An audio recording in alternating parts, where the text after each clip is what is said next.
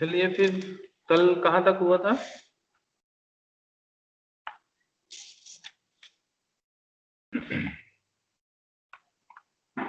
Nature of management, है ना। इसी इसी टॉपिक पे आज बात करनी थी ना, चर्चा इसी टॉपिक पे करनी थी।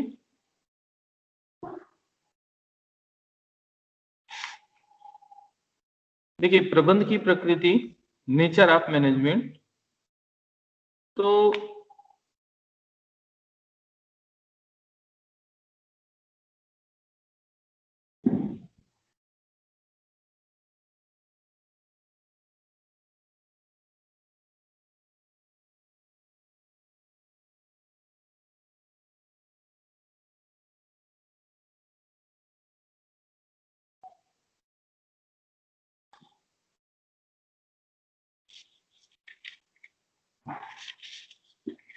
चलिए हम आज इसके बारे में बात करते हैं, नेचर ऑफ मैनेजमेंट। तो यदि देखा जाए तो प्रबंध की जो अवधारणा है ये काफी पुरानी है। कहने का मतलब उतनी ही पुरानी है और गतिशील है जितनी कि मानव सभ्यता या उसकी संस्कृति है ना। और जैसे कि हमने बात किया कि प्रबंधन जो है वर्तमान समय में काफी महत्वपूर्ण है और इतिहास भी इस बात को मानता है कि हर युग में और हर समय में प्रबंध की जो विचारधारा है यह बदलता रहा, यानी कि नवीनतम उसको हमेशा देने का प्रयास किया जाता रहा। इसका परिणाम ये रहा कि जैसे जैसे समय व्यतीत होता गया, जैसे जैसे समय जाता गया, वैसे वैसे प्रबंध की विचारधारा और उसकी प्रकृति जो है उसमें भी परिवर्तन होते गए। जैसे कि वैज्ञानिक जो प्रबंध है ना, वैज्ञानिक प्रबंध के ज्ञाता कहें या पिता कहें, है ना। वैज्ञानिक प्रबंध के जो पिता हैं डॉक्टर F.W. टेलर, है ना। तो टेलर जो हैं इनको प्रबंध के वैज्ञानिक पितामह कहा जाता है। मैंने तकनीकी निश्चयवाद, टेक्निकल डिटरमेंट्स और सार्वभौमिकता के आधार पर, यूनिवर्सिटी के आधार पर हेनरी फ्योल, और आपके इकोनॉमिक्स हैं, ठीक है, ड्रकर, ये आर्थिक पहलू, और सामाजिक प्रक्रिया, सोशल प्रोसेस, ये ब्रेंच ने इन्होंने बताया। कोल्ट्स एंड डोनेल्ड, जिनकी काफी नाम चर्चा में रहती है और आप लोग जानते हैं, इसकी परिभाषा भी पढ़ते रहते हैं, है ना। जॉर्ज ट्रेरी, लॉरेंस एंड एप्पल, सेवा वर्गीय प्रशासन। तो इस तरीके से इसमें अपनी अवधारणाओं को उन्होंने अभिव्यक्त किए समय समय पर। तो इन विचारों से ये स्पष्ट हो जाता है कि प्रबंध की प्रवृत्ति के संबंध में जो विभिन्न अर्थशास्त्री रहे हैं और विद्वज रहे हैं, उन्होंने अपना अलग अलग इसमें विचार अभिव्यक्त किया। वस्तुतः हम इस अध्ययन में ये देखते हैं, या इसका सारगर्भित यदि हम करें, इसको सारांशित करें, तो यहाँ हम देखते हैं कि प्रबंध जो है ये एक व्यापक शब्द है जिसकी प्रकृति को कई रूपों में समझा जा सकता है। प्रबंध की प्रकृति के संबंध में जो अभी मैंने आपको नाम बताया है ना, टेलर हैं, फ्योल हैं, ड्रकर हैं, सेल्डन हैं, और आपके पोलेट हैं, कुट्स एंड डोनेल हैं, जॉर्ज टेरी हैं, जॉन एफ मी, जो कि इनके अनुसार से इन्होंने विचारधारा में जो दी तो कला और आर्थिक विकास की कुंजी इन्होंने बताई इसको, है ना। पीटरसन है, इन्होंने एक तकनीकी के रूप में बताया, सामाजिक दायित्व के रूप में बताया। तो ऐसे जो अर्थशास्त्री हैं और विद्वान हैं, उनके विचार जो प्रकट करते हैं, तो उनके अनुसार से इनकी परिभाषाओं के आधार पर इस अवधारणा को, इसके बारे में हमने पहले भी चर्चा कर चुके हैं। तो इसका सारांश ये निकलता है कि इसके अंतर्गत हम इसको कुछ शीर्षकों में या कुछ पॉइंटों में इसको हम विभाजित कर सकते हैं। जैसे कि प्रबंध जो है ये जन्मजात भी होता है और इसमें प्रतिभा अर्जित भी की जा सकती है। प्रबंधन क्षमता हम ये कह सकते हैं। ठीक है। दूसरी, प्रबंध एक सार्वभौमिकता है, व्यापकता है। जैसे कि मैंने आपको बताया कि प्रबंध जो है हर, आप कहीं पर भी चले जाएं तो प्रबंध आपको मिलेगा। प्रबंध जो है ये एक सामाजिक उत्तरदायित्व है। तो मैं पहले पॉइंट को ही आपको बता दे रहा हूं, है ना।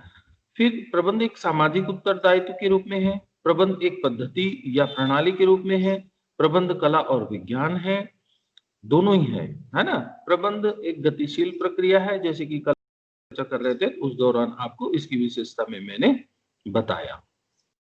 प्रबंध निर्देशन के रूप में है, प्रबंध एक समग्र विचारधारा के रूप में है ना, अनुशासन के रूप में।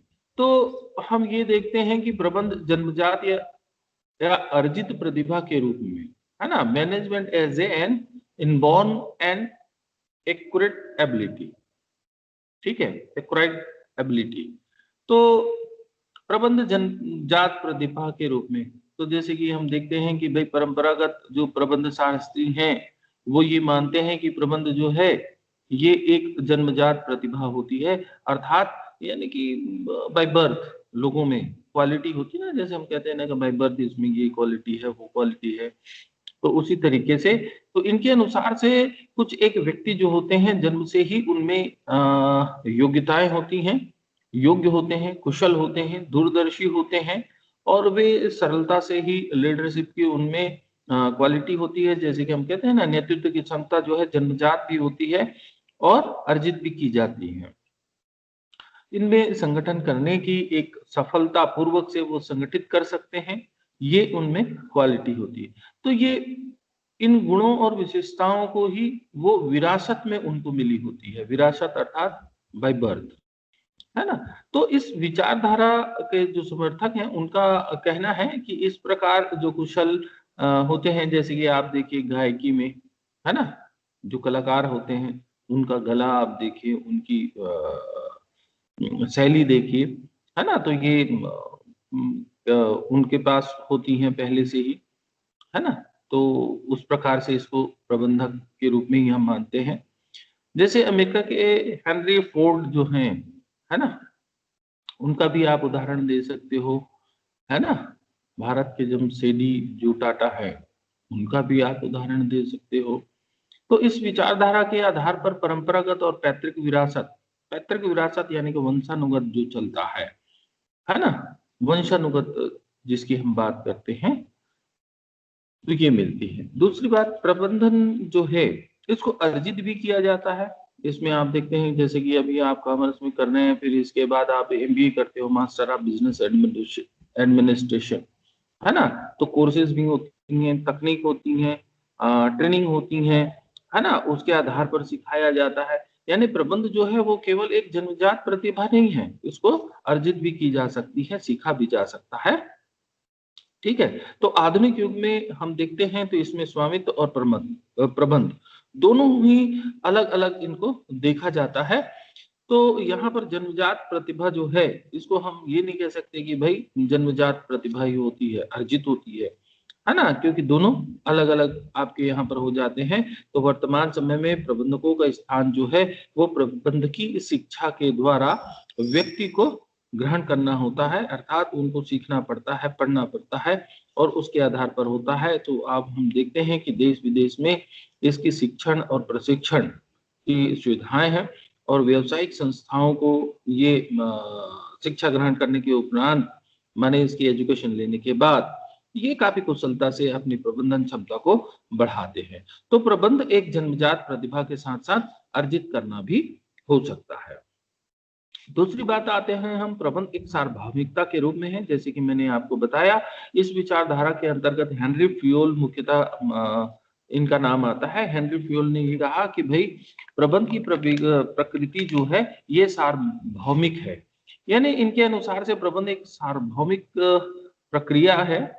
ठीक है, जो प्रत्येक संस्था में, चाहे वह सामाजिक संस्था हो, धार्मिक हो, राजनीतिक हो, व्यवसायिक हो, सब में समान रूप से इसमें संपन्न की जाती है।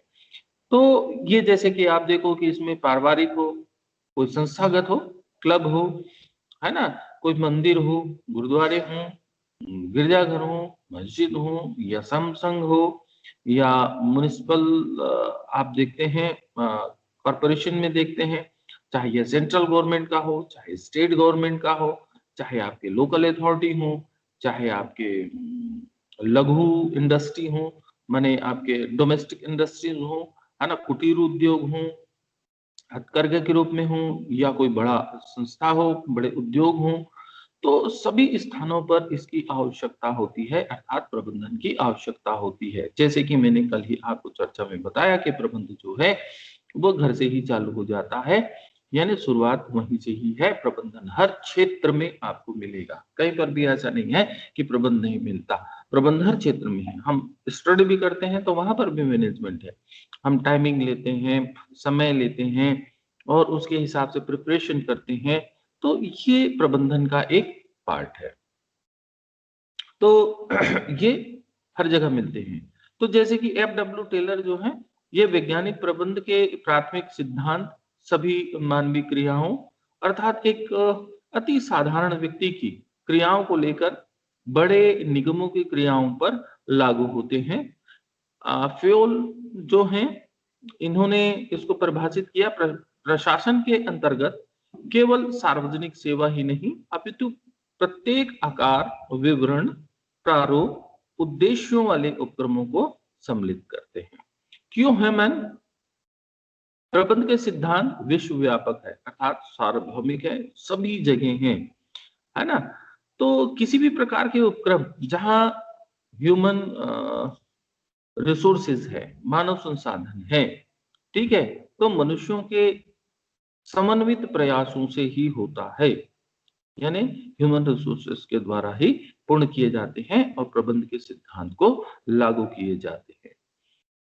तो जो प्रबंध कर सकता है वह किसी का भी प्रबंध कर सकता है ना। जो प्रबंध कर सकता है वह किसी का भी प्रबंध कर सकता है। लॉरेंस एप्पल ने इनको परिभाषित किया। तो यदि हम इन परिभाषाओं का विश्लेषण करते हैं तो देखते हैं कि प्रबंध की प्रक्रिया जो है सार्वभौमिक है, जिसे प्रत्येक स्थान पर लागू किया जा सकता है। प्रबंध की योग्यता जो है उसका स्थानांतरण किया जा सकता है, उनके चातुर्य का स्थानांतरण किया जा सकता है। एक प्रबंधक को प्रत्येक प्रकार के संगठन में समान प्रबंधकीय कार्य का निष्पादन करना पड़ता है।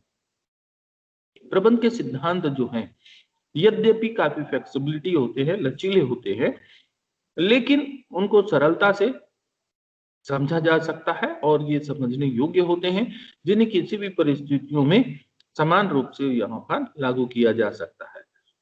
प्रबंधन में ये यद्यपि हम कहते हैं कि ये सार्वभौमिकता का गुण सर्वत्र व्याप्त होता है, यानी सभी जगह होते हैं, किंतु फिर भी प्रबंधक इसे लागू करते समय संबंधित देश, स्थिति, परिस्थिति, समय, है ना, समय अनुसार और उसके कल्चर, संस्कृति के अनुरूप थोड़ा सा उसमें समायोजन करना पड़ता है और उसके अनुसार से ही उसको प्रबंधन को लागू किया जाता है।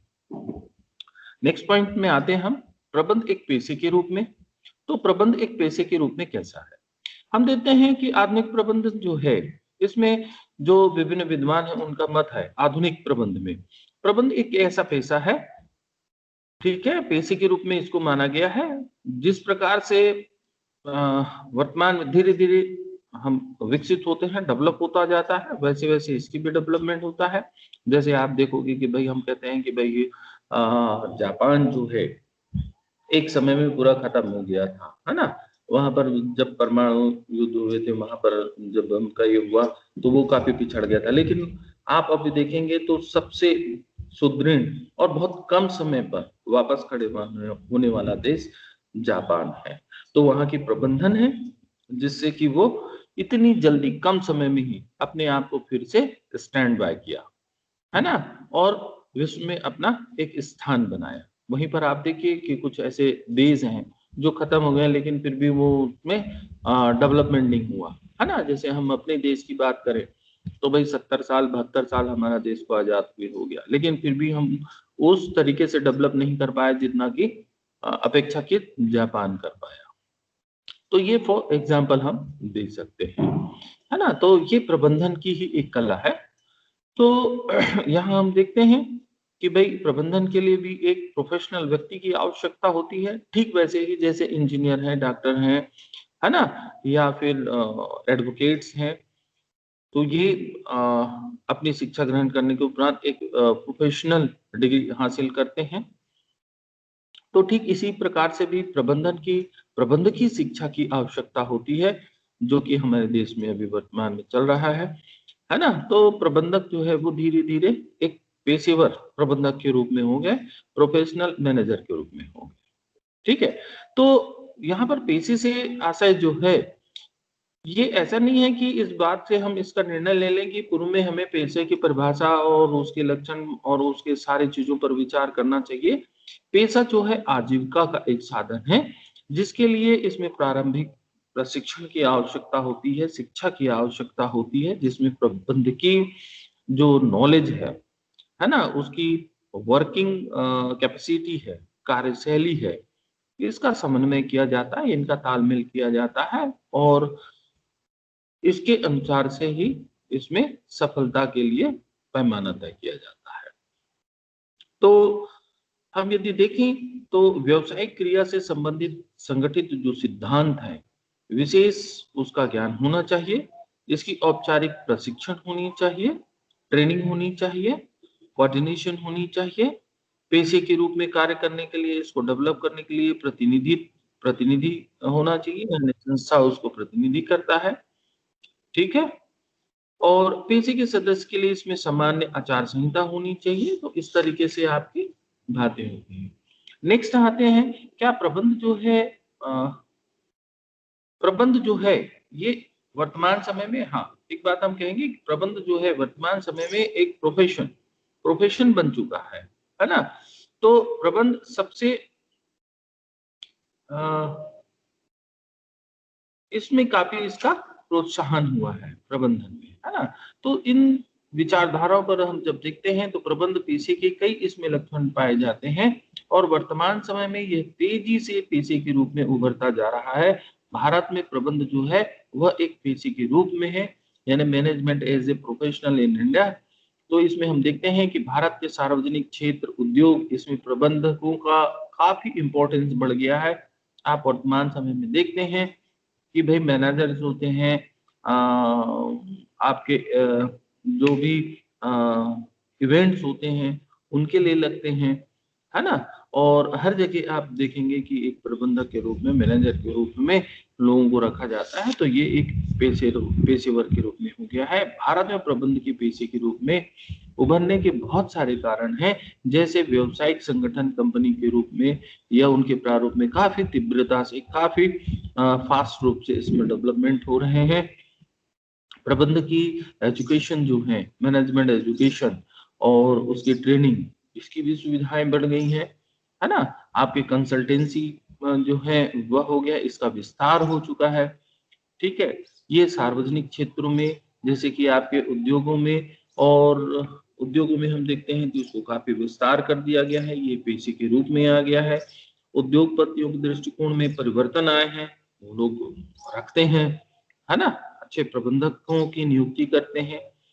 श्रम संघों की जो है इसका भी काफी विकास हुआ है, डेवलप हुआ है। नेक्स्ट मोटे पॉइंट पर हम आए तो देखते हैं प्रबंध जो है एक सामाजिक उत्तरदायित्व के रूप में। तो भाई प्रबंध सामाजिक उत्तरदायित्व के रूप में कैसे है, आपने पहले पढ़ा होगा कि 7 इम्पैक्ट्स और बायर, है ना, क्रेता की सावधानी का नियम, और दूसरा है सेलर बिहेवियर, यानी विक्रेता की सावधानी का नियम। तो आज प्रबंध जो है केवल अपने स्वामी के प्रति ही उत्तरदायित्व तो नहीं है, अपितु वह पूरे समाज के लिए है, उसके लिए भी उत्तरदायी है। आज उसे केवल नियोक्ता का ही प्रतिनिधि नहीं करना, उसको समूचे समाज का भी प्रतिनिधित्व माना जाता है। तो यहाँ पर हम देखते हैं क्रेता की सावधानी का नियम और विक्रेता के सावधानी का नियम, इसी से ही आप इस चीज को समझ सकते हैं। तो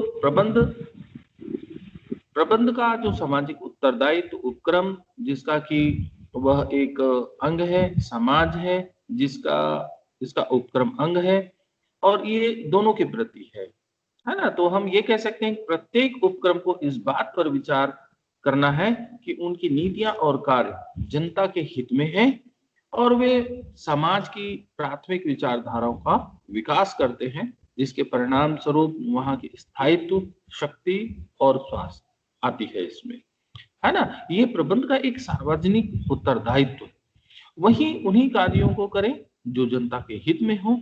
ऐसा करने से वह स्वयं के हित में कार्य करता है। तो अब इसमें हम देखते हैं कि भाई जो प्रबंध एक सामाजिक उत्तरदायित्व के रूप में है, तो प्रबंधक का जो उत्तरदायित्व है, तो भाई ये ग्राहकों, उपभोक्ताओं के प्रति है, कर्मचारियों के प्रति है, ठीक है, समुदाय के प्रति है, जो पूर्तिकर्ता है, सप्लायर हैं, उनके प्रति है, ऑनर्स के प्रति है, यानी स्वामित्व के प्रति है, गवर्नमेंट के लिए है। अब गवर्नमेंट में भी सेंट्रल हो, स्टेट हो, लोकल हो, सभी उसमें आ जाते हैं, है ना। मतलब कि जैसे गवर्नमेंट के लिए कैसे होता है कि भाई विभिन्न प्रकार के जो सरकार है उसके नियमित रूप से उसका भुगतान होने चाहिए गवर्नमेंट को, जैसे टैक्स वगैरह हैं वो सारी चीजें होनी चाहिए, है ना। मिलावट आदि नहीं होना चाहिए, उसको रोकना चाहिए, काला बाजारी रोकना चाहिए, व्यक्तिगत हितों के लिए ना हो, है ना। भाई सभी कर्मचारियों के लिए होना चाहिए, किसी भी प्रकार से उसमें करप्शन नहीं होना चाहिए, देश के आर्थिक विकास में उसका सक्रिय भागीदारी होना चाहिए, देश के सच्चे नागरिक के भांति ही उसको सरकारी नियमों का पूर्णतः पालन करना चाहिए। तो इस तरीके से ये सारी बातें आती हैं। स्वयं के प्रति भी एक सामाजिक उत्तरदायित्व होती है, सोशल रिस्पॉन्सिबिलिटी टुवर्ड्स themselves। मतलब कि इसमें हम ये देखते हैं कि व्यवसायिक क्रियाओं का अधिकतम कुशलता और लाभदेयता, है ना, इसके आधार पर इसमें मोबाइल की बैटरी आई थिंक खत्म हो गई है।